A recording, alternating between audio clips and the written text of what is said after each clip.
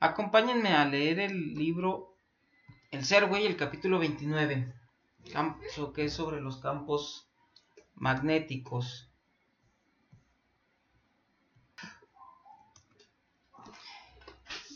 Miren, es muy curioso porque siempre se estudia primero el campo eléctrico y después los campos magnéticos. Y históricamente no fue así. Históricamente primero se conocieron los efectos magnéticos, como dice aquí al inicio del capítulo, ya desde muchos siglos antes de Cristo, tanto en China como en Grecia ya se conocían los fenómenos magnéticos.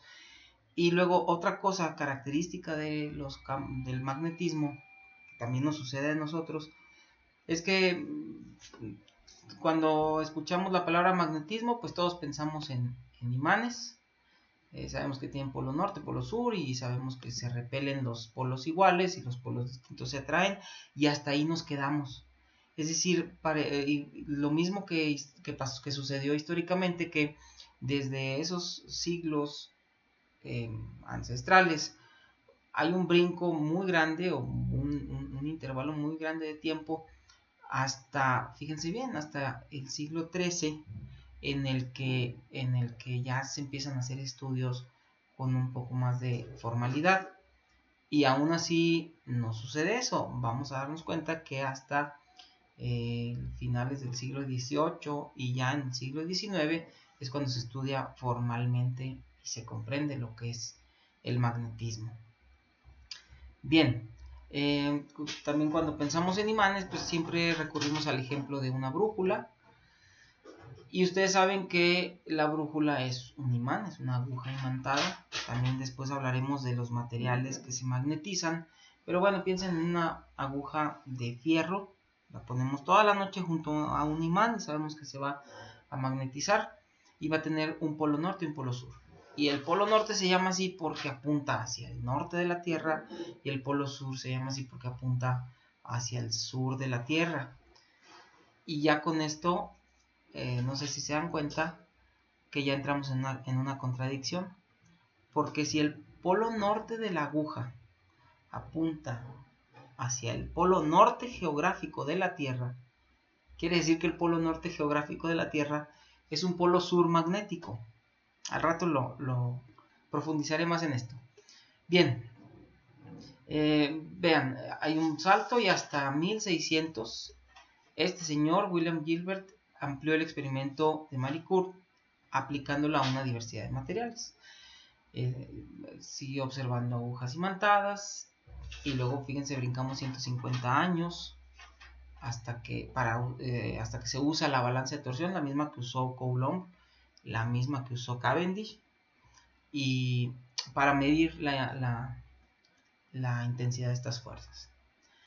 Bien, así como cuando pensamos en imanes pensamos en dos polos, un polo norte y un polo sur, aquí es importante mencionar que nunca ha sido posible aislar un polo magnético. O sea que los polos magnéticos siempre se encuentran en pares. Un imán siempre tiene polo norte y polo sur. Y si yo lo parto a la mitad, ustedes saben que esas dos mitades tendrán cada una su polo norte y su polo sur. Y no es posible seguir partiendo hasta que nos quede una sola particulita que sea polo norte solamente. Eso sería un monopolo magnético. Eso no existe, o por lo menos no se ha encontrado. Y también vale la pena mencionar que si digo no se ha encontrado es porque se ha buscado. A lo largo de la historia de la física ha habido varias oleadas de intentos por encontrar los monopolos magnéticos porque hay argumentos que, que apuntan en la dirección de que sí existen. Y entonces estas suposiciones de su existencia hacen que se realicen experimentos buscando detectarlos. No ha sido posible, se deja el asunto por la paz y luego después viene algún otro descubrimiento o una teoría que nuevamente hace brotar este ímpetu por la búsqueda de los monopolos magnéticos. pero lo cierto es que hasta ahora no se han detectado.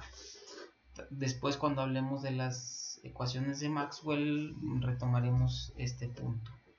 Bien, esto es importantísimo. La correspondencia entre la electricidad y el magnetismo fue descubierta en 1819. Vean esto, hace 200 años apenas. En el transcurso de una demostración en una conferencia, el científico danés Hans Christian Ørsted descubrió que una corriente eléctrica en un alambre desviaba la aguja de una brújula cercana. Esto es importantísimo. Tengo una brújula y yo sé que esa brújula va a apuntar hacia el polo norte de la Tierra, o si le acerco un imán puedo hacer que esta aguja apunte hacia donde está el imán, depende cómo lo orientemos, pero resulta que si le acerco un alambre con corriente también va a hacer que la aguja se desvíe. Es decir, la aguja, que es un objeto magnético, siente la presencia de las corrientes eléctricas.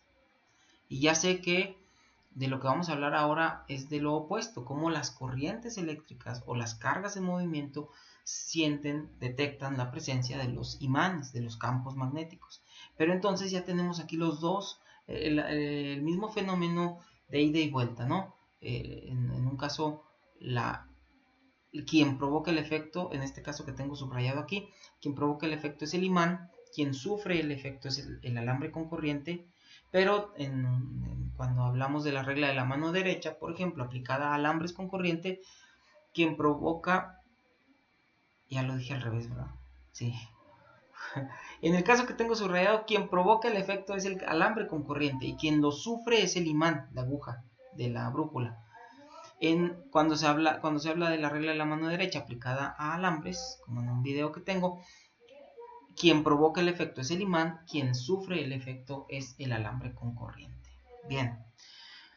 Durante 1820, Faraday y Joseph Henry, que era su patrón, y luego salieron de pleito. Bueno, este señor era medio sangrón, creído, y en cambio este era un tipazo.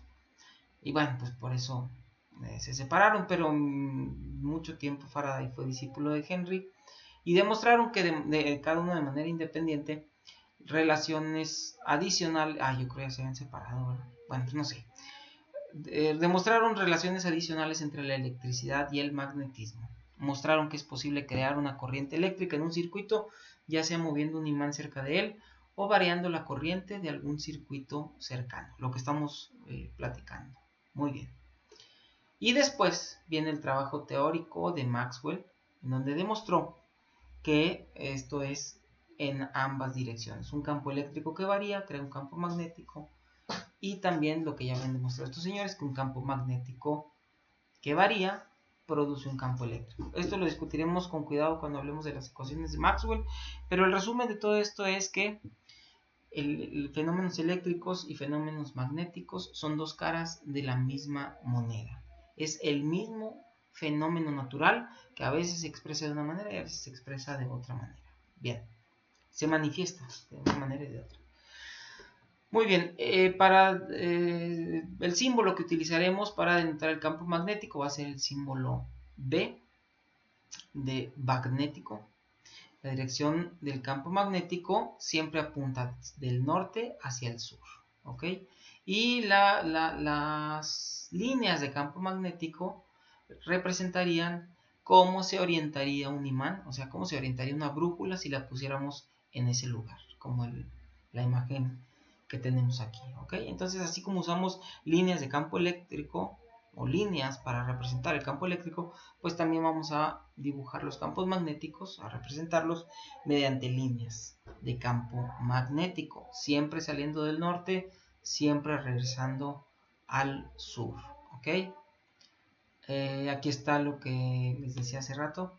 Observe que el polo norte geográfico de la Tierra es magnéticamente un polo sur, porque los imanes, las agujas de las brújulas, su polo norte apunta hacia el polo norte geográfico. Entonces, quiere decir que, y como este polo norte se siente atraído por los polos sur de sus amigos los imanes, y la Tierra es un imanzote, pues entonces el polo sur de la Tierra magnético, el polo sur magnético de la Tierra está en el polo norte. El polo de un imán es atraído por el polo norte de la Tierra, y entonces, dado que los polos magnéticos opuestos se atraen, el polo de un imán, que es atraído por el polo norte geográfico de la Tierra, es el polo norte del imán. Esto sería una contradicción. Entonces, el polo atraído por el polo sur geográfico de la Tierra, pues es el polo sur del imán. Está al revés, ¿no? Parece. O en otras palabras, el chino que etiquetó por primera vez un imán, la aguja de su brújula, y que le puso la N, ese menso no se dio cuenta que en ese momento estaba escribiendo una S grandota en el polo norte de la Tierra. En el momento que él etiquetó como polo norte en ese momento etiquetó como polo sur magnético el polo norte de la Tierra.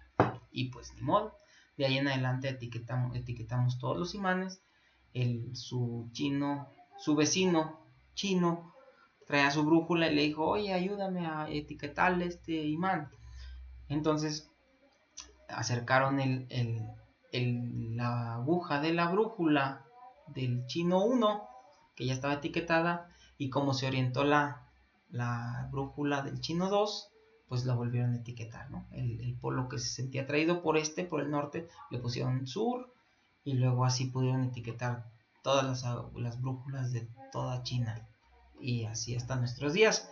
Y ni modo, a la Tierra le tocó, y le tocó una S en el polo norte. Bien, miren, aquí tenemos un experimento muy sencillito de limaduras de hierro. Creo que estos todos lo hicieron en la secundaria. Ponen limaduras de hierro por el polvito, y luego ponen un imán y abajo de la hoja, o lo hacen en aceite, y se ven las líneas de campo magnético.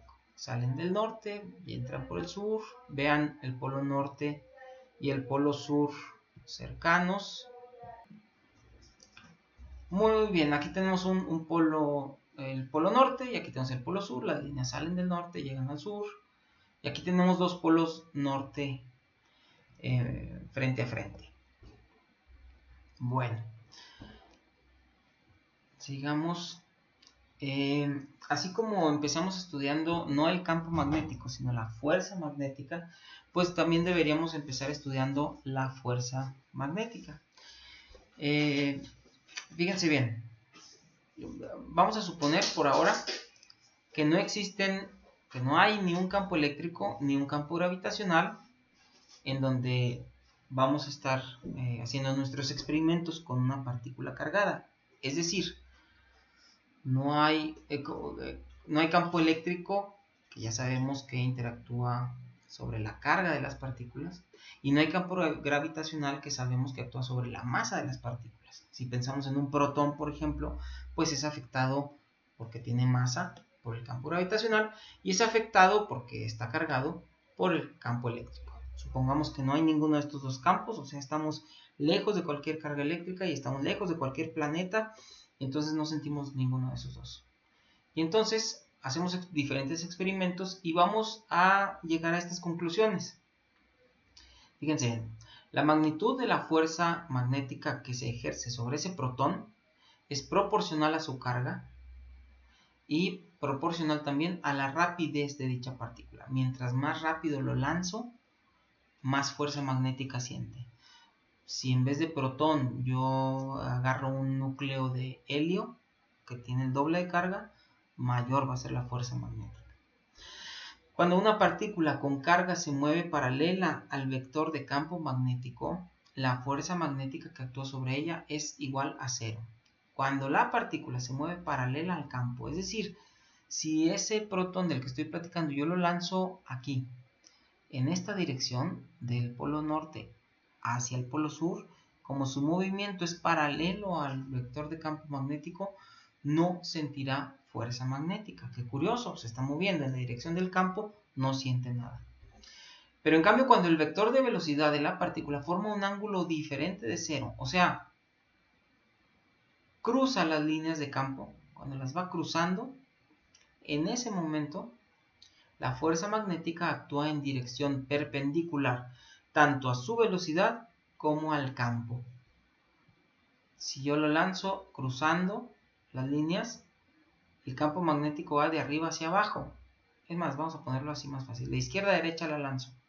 Entonces la fuerza magnética se va a sentir en una dirección que es perpendicular tanto a la dirección arriba-abajo como a la dirección izquierda-derecha. La única manera para tener un vector que sea perpendicular a estas dos direcciones sería un vector que sale de la hoja o sale de la pantalla hacia nosotros o entra hacia la pantalla. ¿Ok? Entonces la fuerza magnética es un vector perpendicular al plano formado o al plano en el que viven, en este caso la pantalla, al plano formado por el vector velocidad y el vector campo magnético. La fuerza magnética ejercida sobre una carga positiva tiene dirección opuesta a la dirección de la fuerza magnética ejercida sobre una carga negativa. Es decir, todo lo que ya les expliqué en un video sobre la regla de la mano derecha y cómo se mueven las cargas en presencia de campos magnéticos es para cargas positivas. Si ustedes tienen un electrón o una carga negativa, háganlo con la regla de la mano derecha y hacia donde apunte el pulgar, bueno, en dirección opuesta será la fuerza para una carga negativa. O en otras palabras, háganlo con la mano izquierda. ¿Sale? Mano derecha cargas positivas, mano izquierda cargas negativas. Típico, los profesores les enseñan, siempre les enseñamos con cargas positivas y todos los ejemplos con cargas positivas y mano derecha, y en el examen la pregunta viene sobre un electrón y todos se van con la finta y todos reprueban, menos los zurdos. Eso sí, que en todas las clases se equivocan, en el examen les va bien. Bueno, los zurdos que ya aprendieron que no deben usar la mano izquierda y que usan la derecha, entonces también se equivocan. Ni modo. La magnitud de la fuerza magnética que se ejerce sobre una partícula en movimiento es proporcional al seno del ángulo que forma el vector velocidad con la dirección del campo magnético. Miren, aquí está un dibujito. Tengo un campo magnético dirigido en esta dirección, lanzo una partícula hacia acá y la fuerza va a ser un vector perpendicular, aquí está, perpendicular a ambos. ¿Ok? Y su magnitud es proporcional a la magnitud de la velocidad, a la magnitud del campo y al seno del ángulo que formen. ¿Ok? Aquí tenemos otros dos ejemplos, uno con una carga positiva, otro con una carga negativa, las cuales son lanzadas en el mismo campo que apunta de izquierda a derecha, son lanzadas hacia arriba. Si usamos la regla de la mano derecha para la carga positiva, la fuerza va a salir en esta dirección que se muestra aquí, y para la otra partícula, la negativa, va a salir en dirección opuesta. Estos son ejercicios que ya debieron hacer después de ver el video de la regla de la mano derecha. Muy bien, aquí está explicada, ya se las expliqué en un video, ya escribimos la llamada, la expresión para la fuerza magnética, que normalmente se llama fuerza de Lorentz. Fuerza de Lorentz en realidad es la expresión general para la fuerza, considerando tanto esta parte, la magnética, como la parte eléctrica. Pero bueno, es muy común que se le diga fuerza de Lorentz a esta expresión. Aquí viene una explicación de cómo se usa. Ustedes saben que la magnitud de un producto cruz es la magnitud de un vector por la magnitud del otro por el seno del ángulo que forman. Por eso la ecuación de arriba expresada en magnitudes me queda así. Y de aquí se desprende directamente que cuando el ángulo entre estos vectores es 0 o 180, el seno de esos ángulos es 0, entonces no hay fuerza magnética. Cuando la velocidad de la partícula se mueve en dirección paralela o antiparalela al campo magnético, no hay fuerza magnética, ¿ok? En cambio, cuando la velocidad es perpendicular al campo, la fuerza alcanza su máximo valor. Bien. Esto es también muy importante que aprendan ustedes a distinguir las características de la fuerza eléctrica y magnética. Fíjense, el vector de la fuerza eléctrica actúa a lo largo de la dirección del campo eléctrico. ¿Se acuerdan? En tanto que el vector fuerza magnética actúa perpendicularmente al campo magnético. Leanlo otra vez ustedes para que lo razonen un poquito.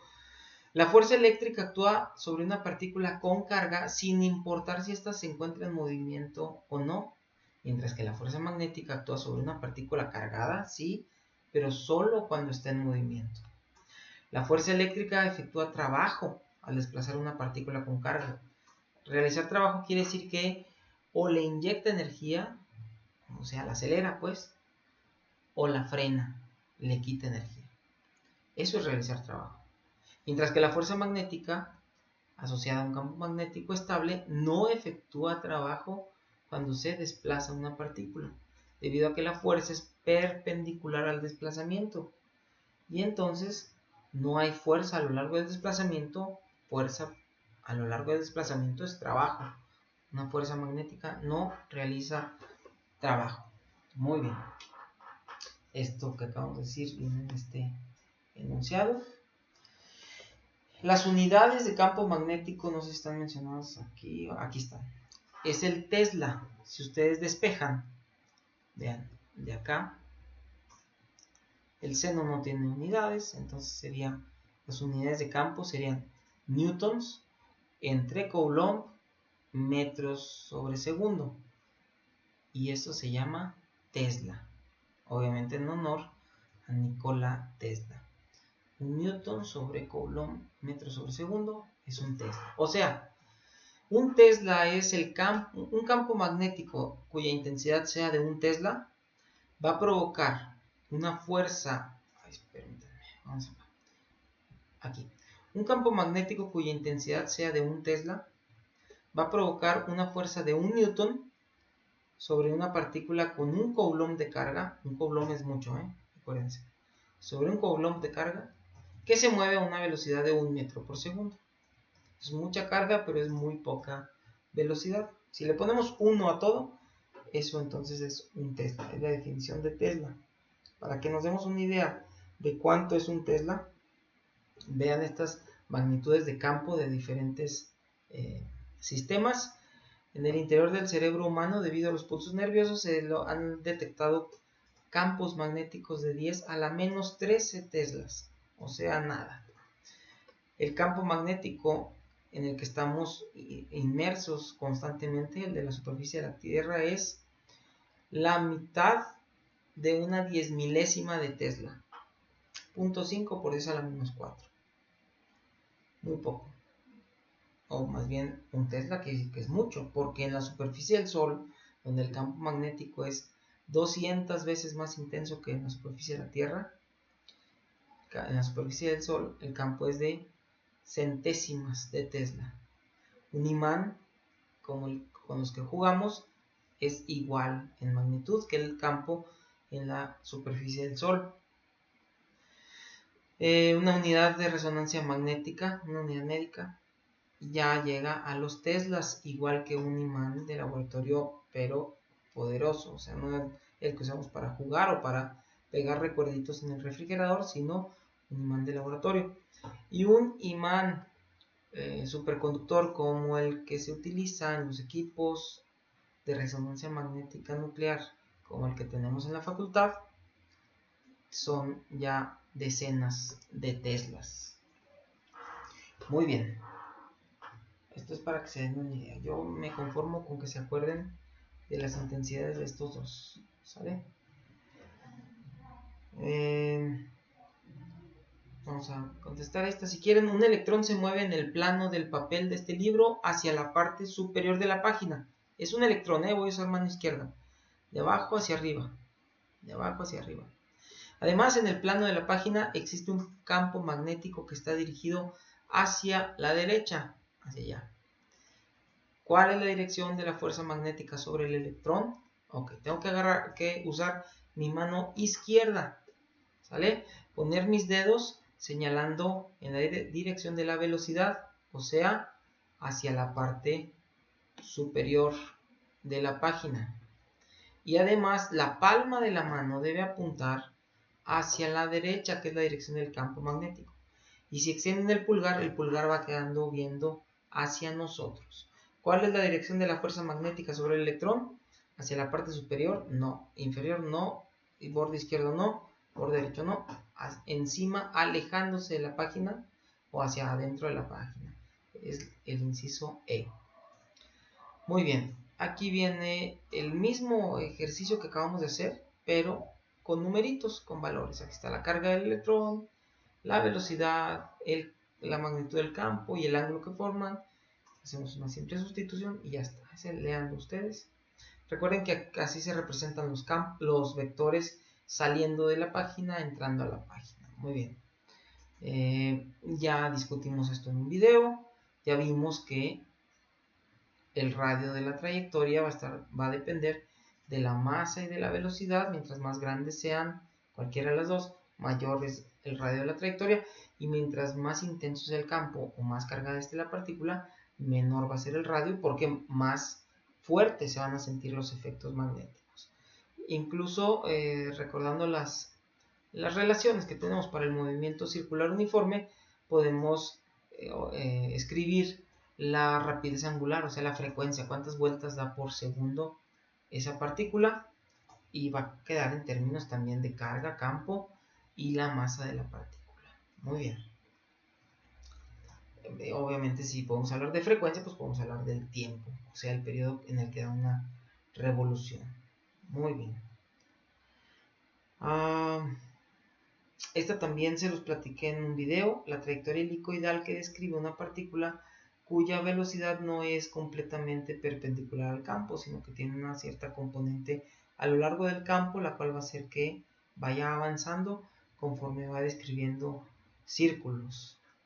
Aquí está un ejercicio en donde viene esto que acabamos de decir, con numeritos, y está muy fácil, revísenlo ustedes.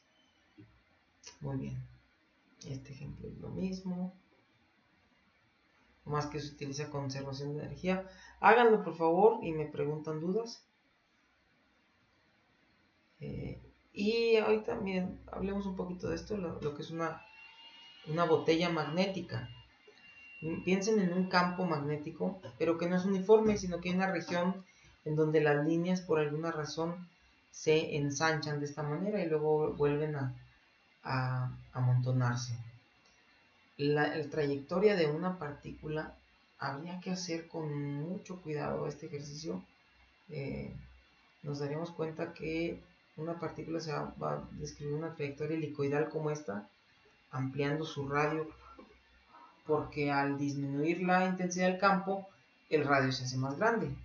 ¿Recuerdan eso? Miren, acá está. Si el campo es menos intenso, el radio es mayor. ¿Sale? Entonces acuérdense que las líneas de campo amontonadas significa intensidad. Líneas de campo separadas es poca intensidad. Entonces aquí es menos intenso el campo. Entonces la partícula va a describir círculos más grandes. Y conforme el campo va aumentando su intensidad, esos círculos van siendo más pequeños. Pero además por el hecho de que el campo no es completa, le voy a llamar horizontal a esta dirección, de izquierda a derecha. Como en esta región el campo no es horizontal, sino que tiene ciertas componentes dirigidas hacia arriba o hacia abajo de la página, eso hace que la partícula rebote. Entonces esta trayectoria helicoidal aquí se va a detener y luego va a empezar a avanzar de izquierda, la misma hélice, pero de derecha a izquierda. Llega a este extremo, rebota y luego se regresa. Y entonces tenemos una partícula confinada en un campo magnético no uniforme. Bueno, si esta botella magnética que tiene aquí, ustedes le dan, agarran los extremos y la tuercen, es decir, esto lo dejan aquí donde está, y luego esto lo agarran, imagínense que son los que pudiéramos agarrar el campo como jalamos de los pelos a alguien, agarramos aquí de las greñas y lo jalamos, le estiramos hasta acá. La forma con la que va a quedar el campo es así, justamente como queda el campo magnético alrededor de la Tierra. Lo que les quiero decir entonces es que el campo magnético de la Tierra, por su forma, puede atrapar partículas de la misma manera como una botella magnética lo hace. Y de hecho, eso sucede, y esas regiones donde hay partículas atrapadas se llaman cinturones, aquí está, de Van Allen. No es el grupo aquel de rock que cantaba John. Los cinturones de Van Allen son estas regiones donde hay partículas cargadas atrapadas y que están oscilando, van de un polo a otro, rebotan ¿se acuerdan que rebotan y se regresan en las regiones donde es más intenso el campo, que es en las regiones cercanas a los polos? Estas partículas que se mueven y que se acercan tanto a los polos, se acercan tanto que llegan incluso a penetrar a la atmósfera antes de rebotar. Y cuando penetran a la atmósfera, en muchas ocasiones colisionan con moléculas del aire, nitrógeno, oxígeno, y al chocar con ellas excitan los electrones de estas moléculas. El electrón, al regresar a su nivel original de energía, tiene que deshacerse de la energía extra y se deshacen de un fotón, y entonces emiten luz.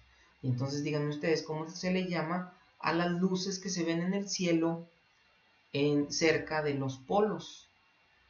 No son los ovnis, esos los saca la NASA cuando quiere distraer la atención. Son las auroras boreales.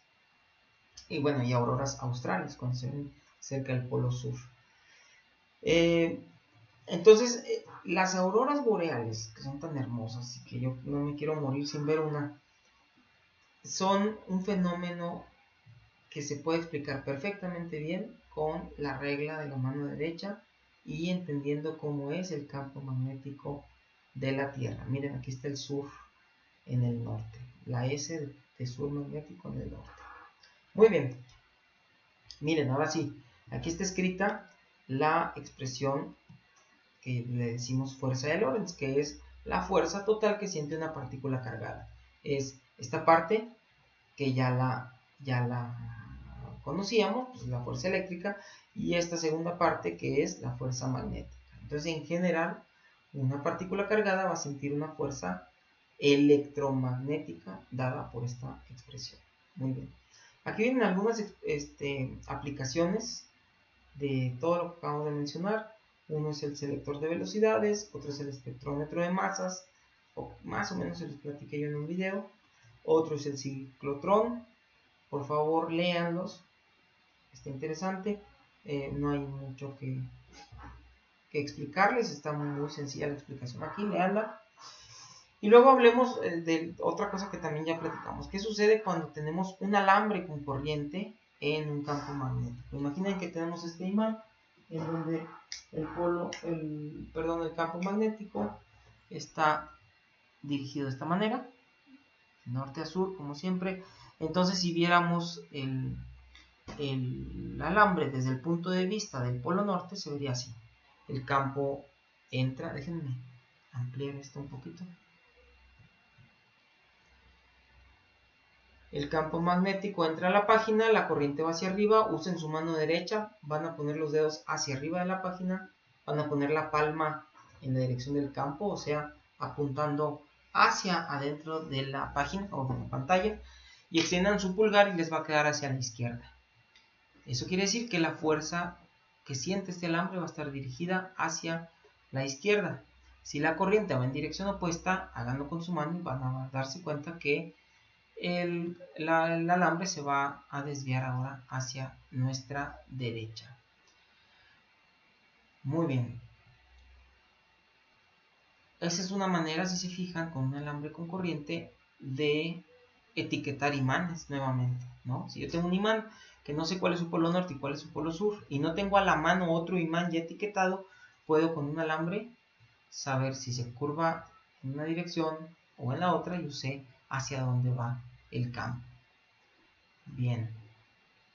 La expresión para la fuerza magnética muy fácilmente se puede convertir en esta otra cuando es el caso de alambres. Yo les decía, en vez de carga ponemos I. Carga por velocidad es un poco corriente.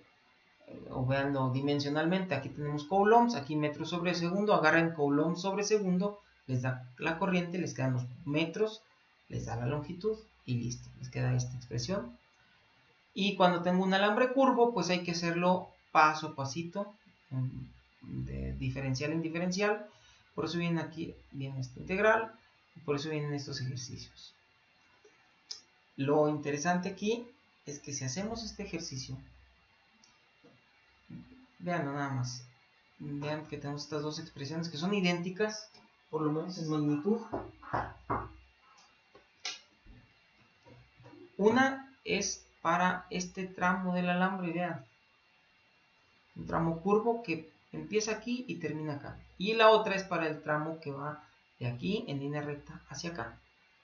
O sea, el mismo recorrido pero en sentido opuesto. Y la fuerza magnética es la misma, obviamente con signo opuesto, porque en una la corriente va, en la otra regresa. Lo que estamos viendo aquí es que no importa si la trayectoria es curva o recta, lo único que importa es dónde empieza y dónde termina.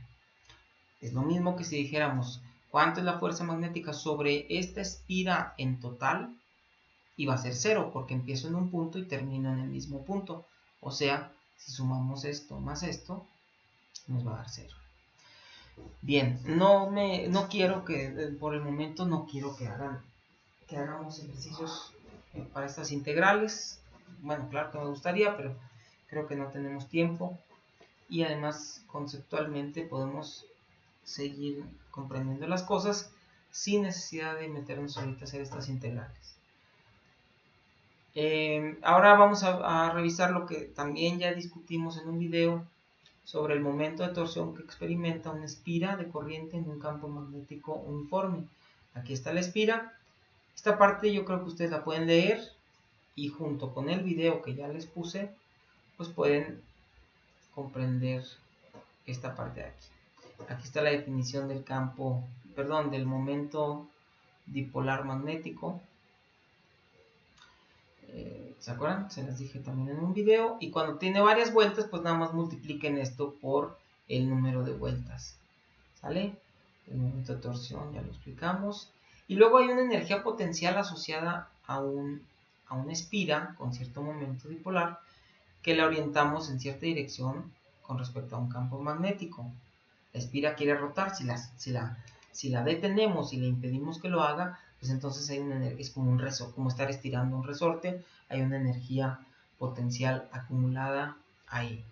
Aquí viene un ejercicio, una pregunta, véanla, recuerden que las respuestas a estas preguntas están al final del capítulo.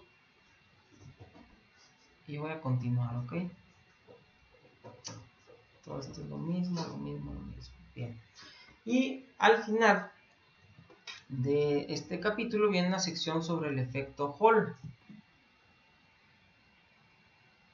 El efecto Hall es el fenómeno que se da cuando en un conductor con corriente que está siendo atravesado por un campo magnético o que está inmerso en un campo magnético, aparecen polaridades eléctricas, ojo, eléctricas en ambos extremos, no en ambos extremos, sino en ambos lados de un conductor. Miren, imagínense que esto que vemos aquí, este rectángulo naranja, es una sección de un alambre conductor que va de izquierda a derecha, ¿sale?